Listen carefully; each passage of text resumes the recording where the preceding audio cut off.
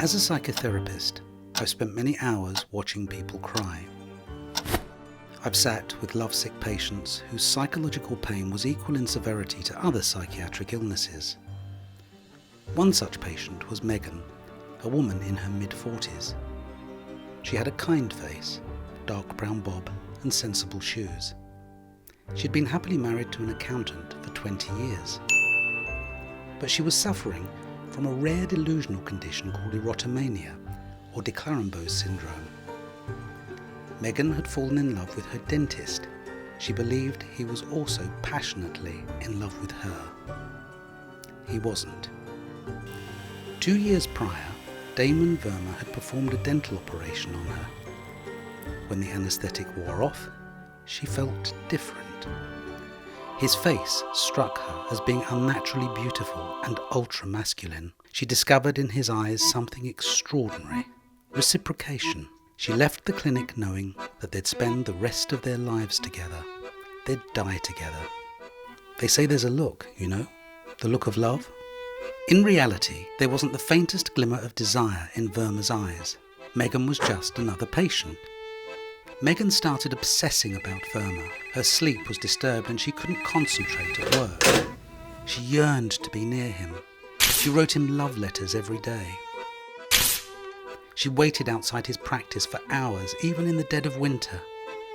One day, she followed him home.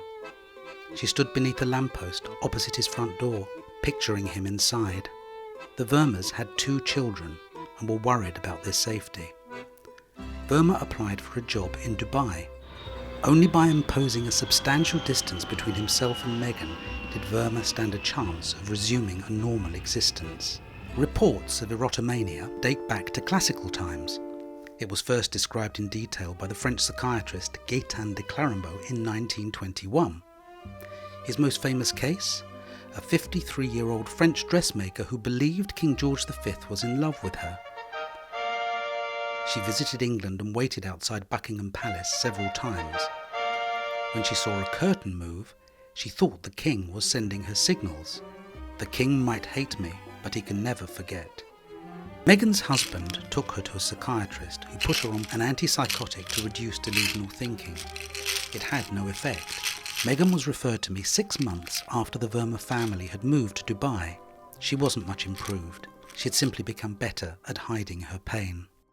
I miss him a lot. I imagine him arriving at his new dental practice.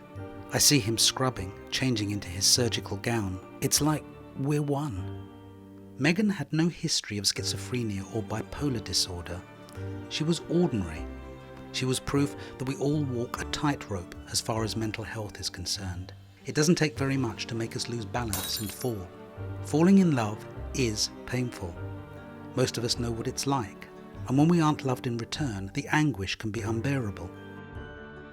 No one really knows what causes erotomania, nor how to treat it. Megan was incurable, but she came to accept she had to live her life separated from Verma.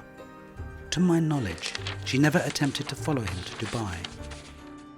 However, she still loved him, and would love him forever.